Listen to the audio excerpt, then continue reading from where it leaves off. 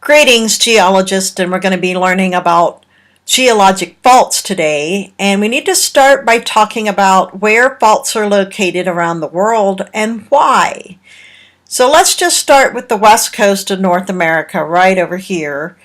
And you'll see some real heavy lines all the way through multiple places in Alaska, through the British Columbia area and Canada, all the way through the Cordilleran Belt down here, which you guys would probably call the Rockies.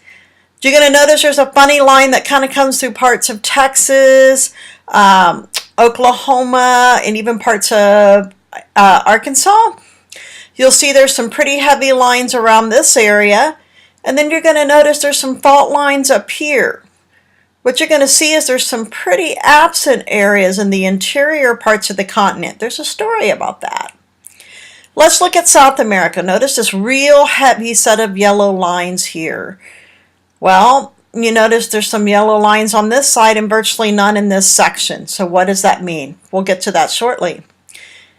Take a look at this area right in here in Africa. That's where the East African Rift is. Can you see why there might be faults there? So with that in mind, let's come back to South America. You know where the Nazca Plate's smashing into North America. You can see why that would be heavily faulted, but there's no active plate movement. It's a passive margin over here on South America on the East Coast.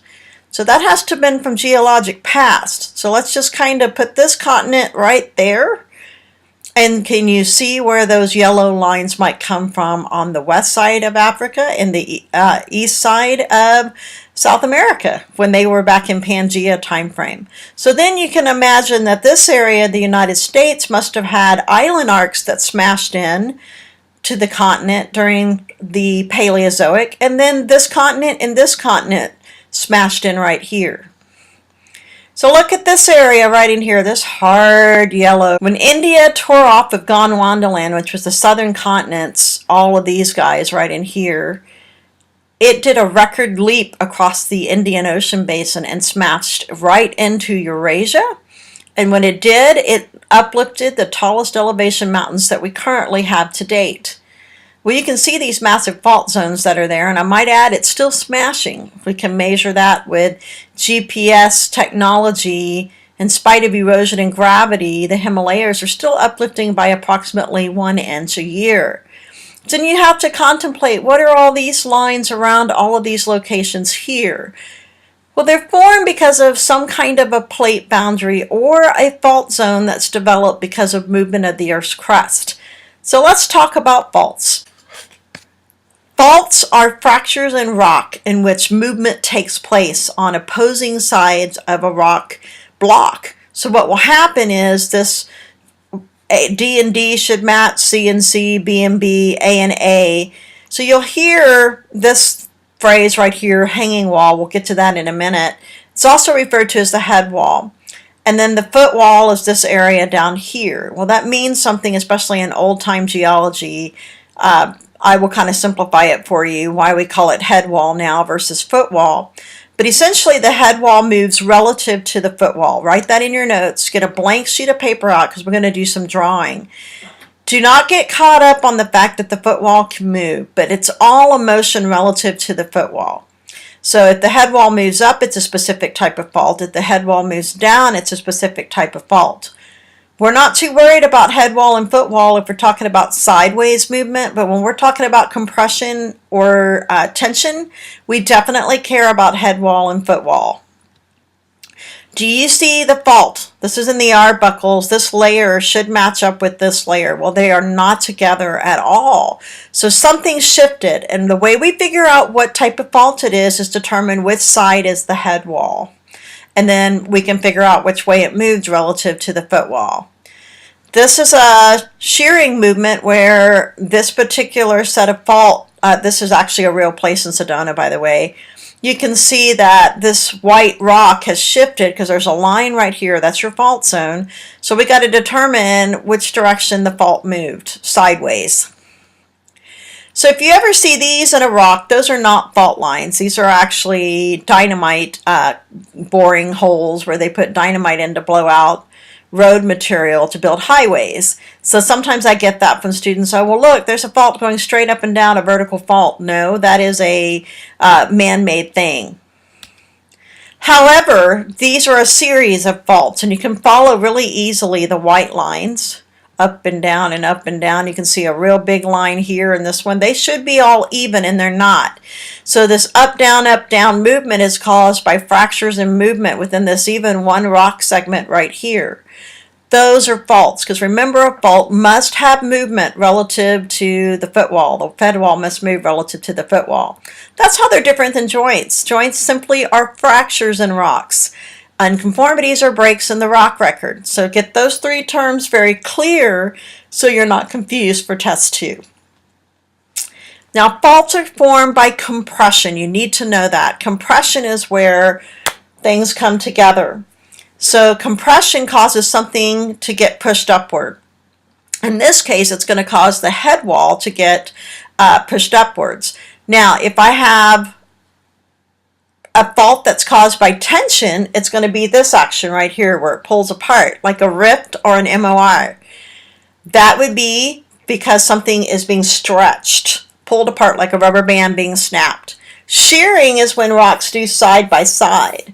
And so you're going to get a different type of action there. Instead of having a head wall move up or the head wall drop like it would in a tension-related fault, it'll simply create shearing, which causes friction, and sometimes rocks get held up. In either of the three cases, you're going to have some earth movement.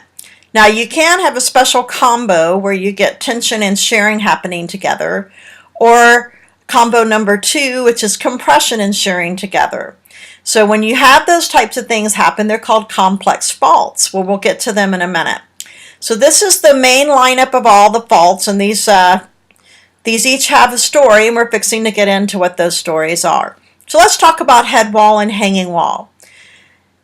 A different day, if you want to visit one-on-one, I can tell you the ancient story about how geologists did the hanging and head wall. But these days, it's not politically correct, so we're going to talk about how you can actually do this. Instead of drawing people hanging or standing on these walls, what I want you to do is you're going to draw a stick man right through the middle, put your feet on the bottom and your head on the top. So the hanging wall now should be called head wall. It's a lot easier to remember it this way. So wherever your feet end up, that's your reference point for the foot wall. Wherever your head ends up is the reference point for your head wall. Remember I said whichever way the head wall moves relative to the foot wall, that determines the specific type of fault that you're dealing with. So in the case of reverse and thrust faults, the head wall, so if I draw my little stick man, here's a foot and here's your head, the head wall's been shoved up. That's caused by compression. The opposite would be true if I draw my head wall, here's my foot wall, my head wall, the head wall shifted down, follow the red in the red here, layers. This shifted down because of tension, so something pulled apart causing the wall to drop. That would be called a normal fault. So we're going to go through the different types of faults in detail and show you how to draw these hanging men. So the head wall and foot wall, simply just a relative term. Don't get all philosophical on this and say, well, does it matter which direction you're looking at it from? You should be looking directly at it from just basically looking north. And if you do, you're going to get it right every time. So the first thing you would do is see how I'm putting a yellow line, that's the body. Put my little smiley face on to dictate my head wall, and then I'm going to draw my little feet on there and put my foot wall. I am not joking you, it's that simple. Don't make it harder than it needs to be. So again, let's go back and try that. So you got your fault line. In nature, you may have to look a little harder than for a red dotted line, right? But you put your body, put your head, and then put your little feetsies on, and this is your head wall, this is your foot wall. Remember, the movement of the head wall relative to the foot wall dictates what specific fault you're looking at. It's not foot wall to head wall, it's head wall to foot wall. So very simple step, one more time, you put your body on, your head, your feetsies, and that tells you where your foot wall and your head wall is located. And again, the head wall moves relative to the foot wall, determining what specific type of fault you have.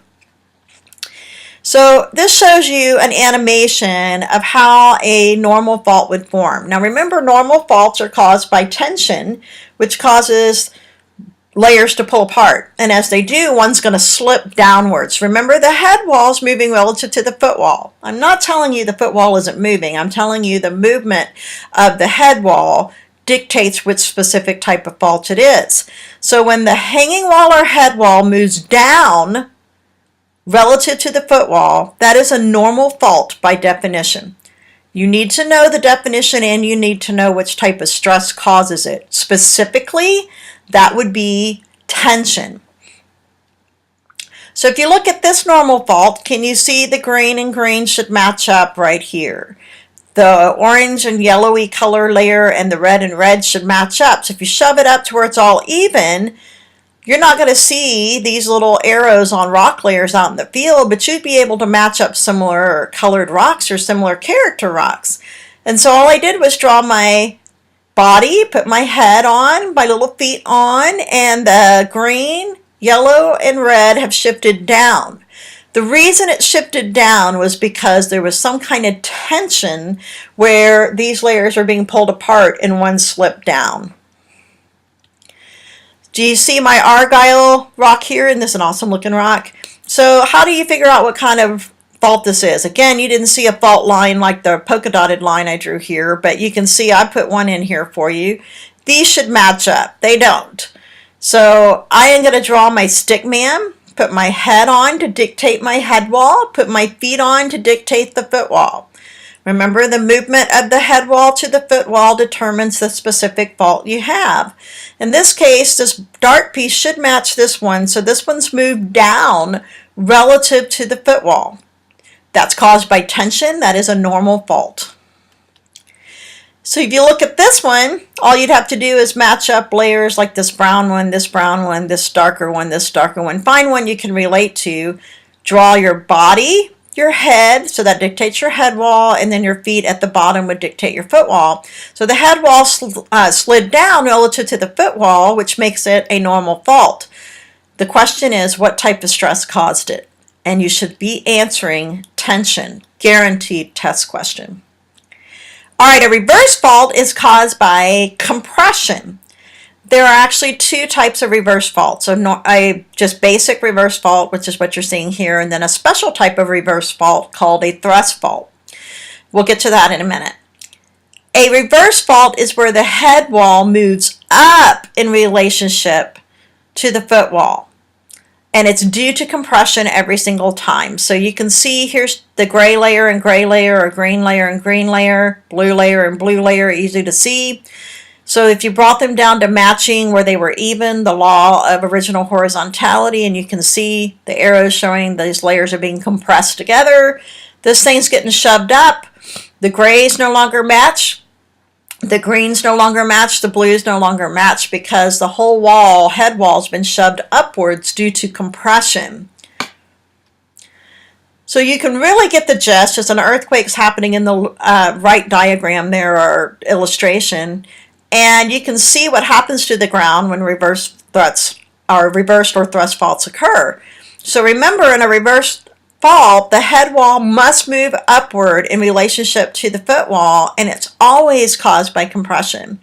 If you remember back to folds, I mentioned that folds are always caused by compression. So they're caused by land being smushed together like this. That's what causes those anticlines, synclines, and monoclines that we learned about.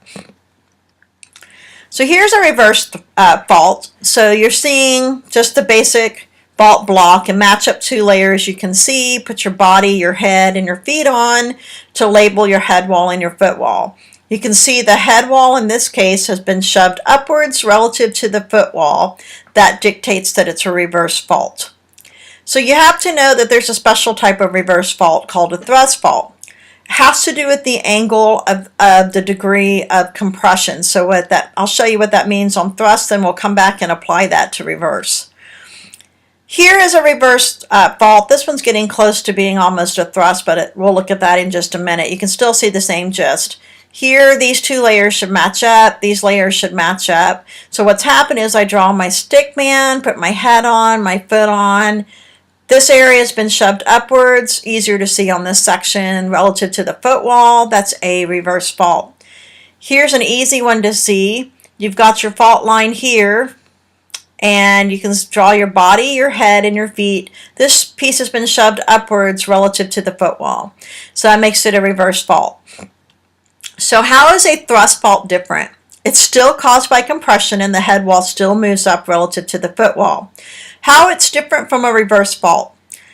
These are low angle reverse faults, less than or equal to 45 degrees. So that defines a reverse fault as greater than 45-degree angle. Okay, so you'll need to know that for your test. So when you get that, what can end up happening is I can take really old rocks. Let's say this blue layer is Cambrian, and let's say that this gray layer is Cretaceous.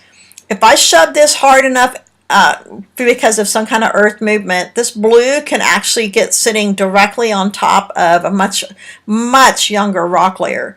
So put that in perspective, we have places in the world where trilobites, which are Cambrian in age, are sitting right on top of Tyrannosaurus Rex dinosaur type fossils.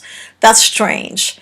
And that happens because of thrusting. I remember telling you the first few lectures about the law of superposition, and that there's an exception to the rule. Now, it still got laid down in order with the oldest at the bottom. The difference is they got shuffled out of order after a cross-cutting relationship happened with the fault. So can you see what a low angle this is compared to, let's go back to this one. So this one's sitting a little bit above 45 degrees or right at, so I would call this a reverse.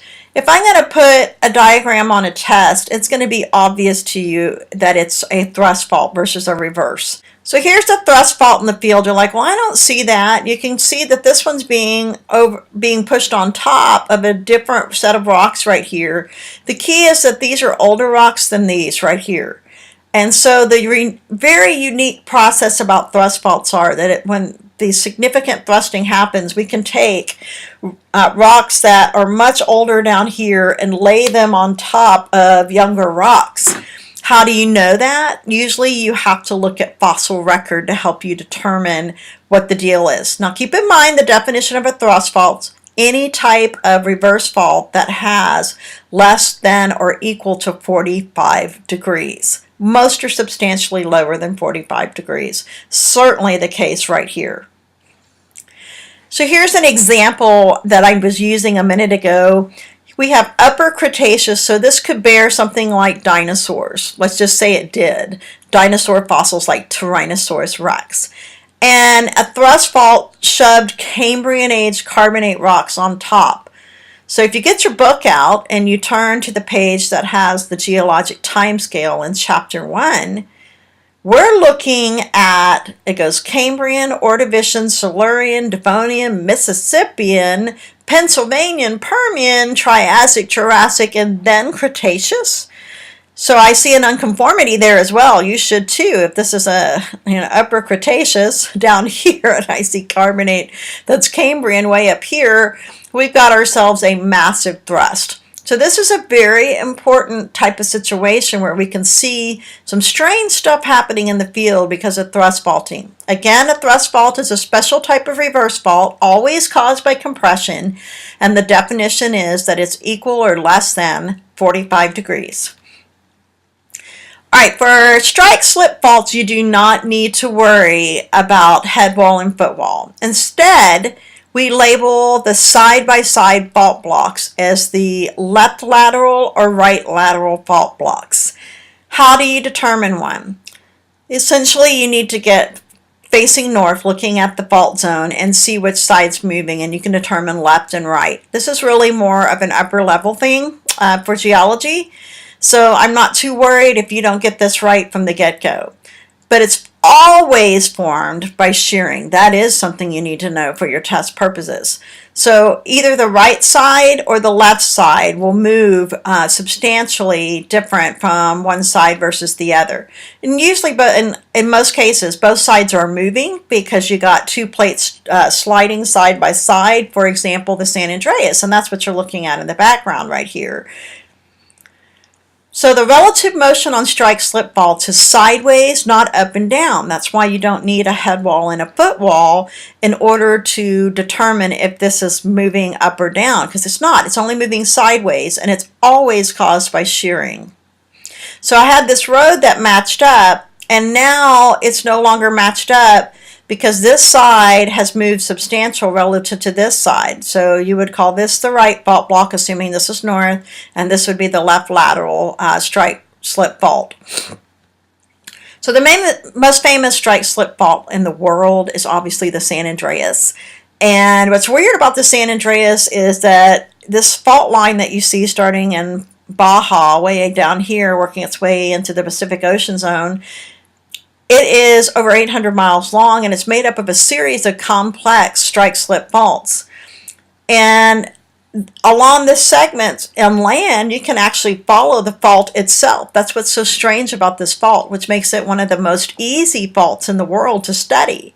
So this is a remarkable thing, because you have to imagine all over the ocean floor where mid-oceanic ridges are, we have these types of cracks that have formed as the crust has moved sideways.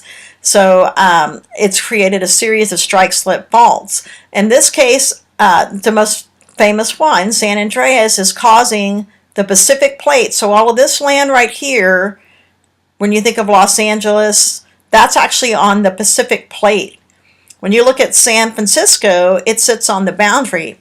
Most of it's on the North American plate, but a tad of it's on the south or on the Pacific plate.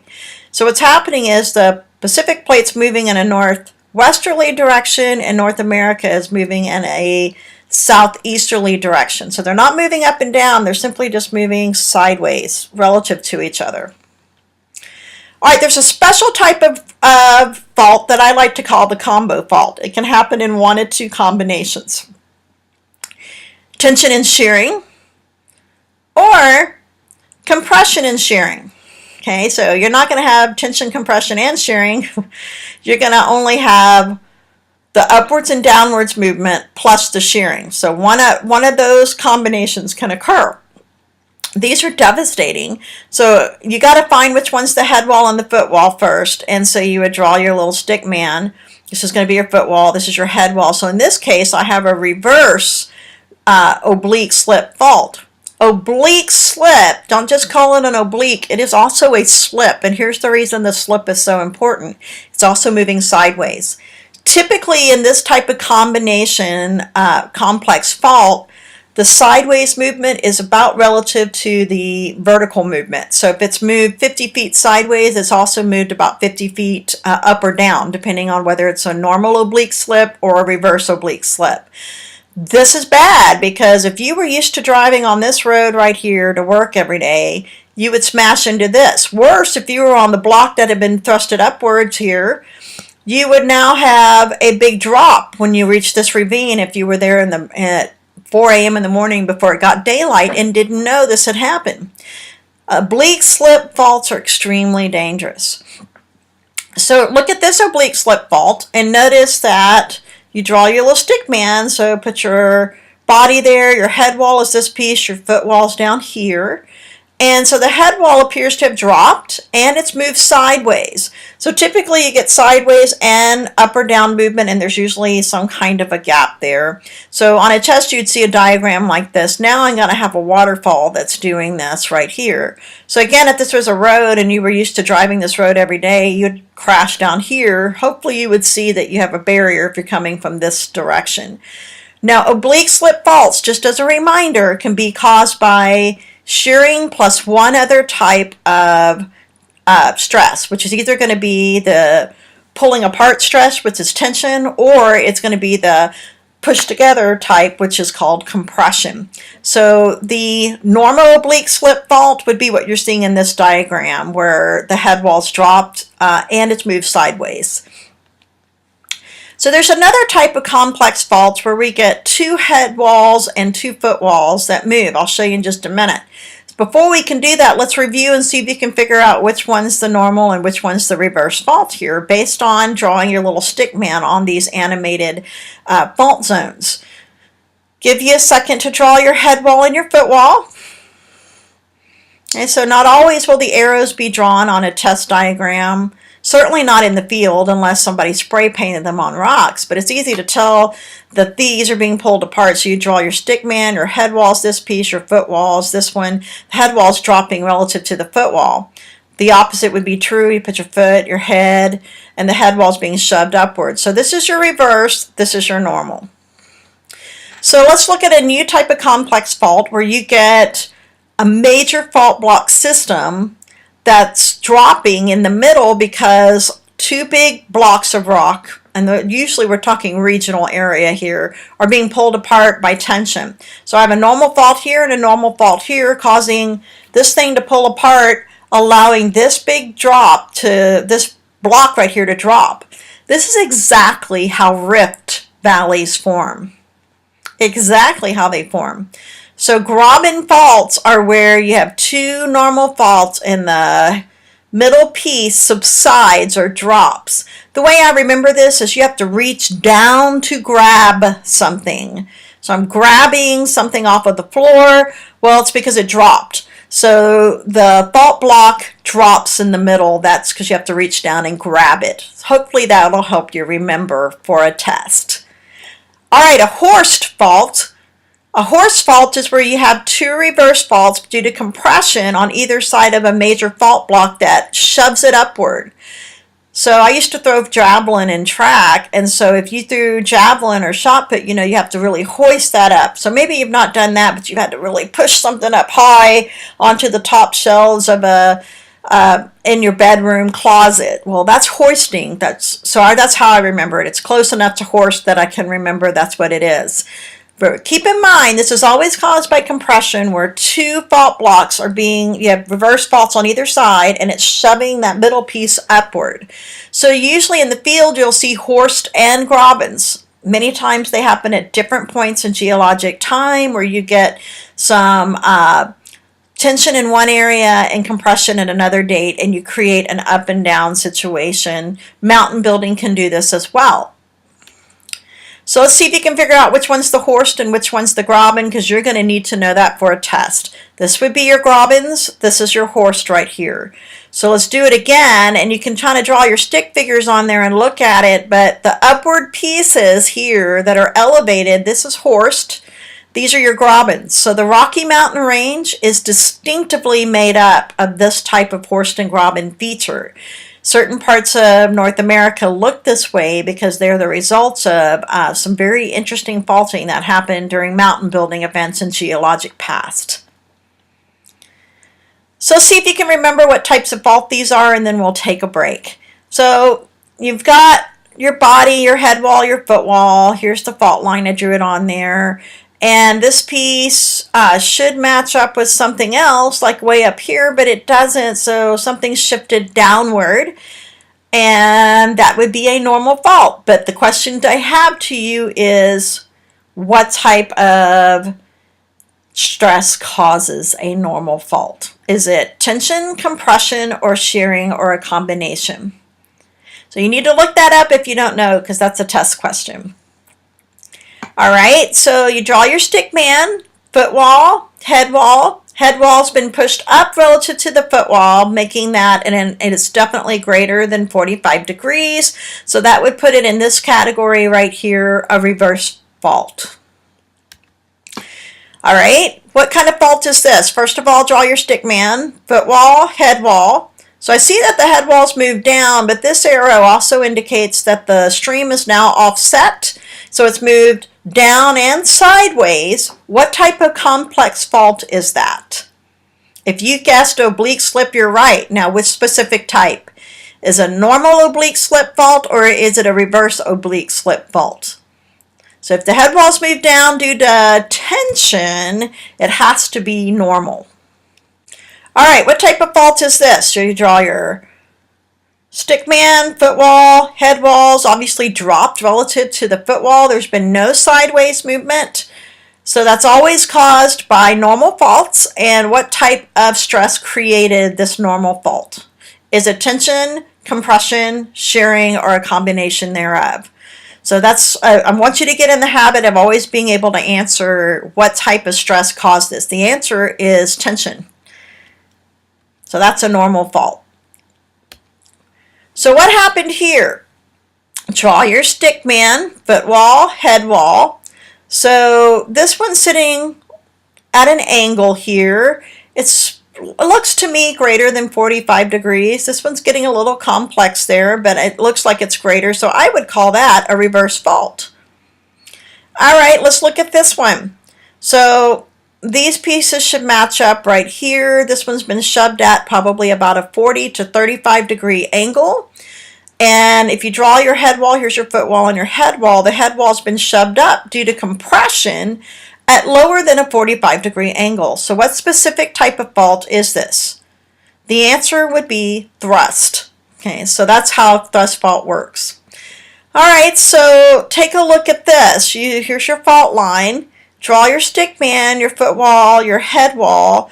These two pieces should match up. This means that this one dropped relative to the footwall. What type of fault is that? Is that a normal, reverse, thrust, strike, slip, or oblique slip?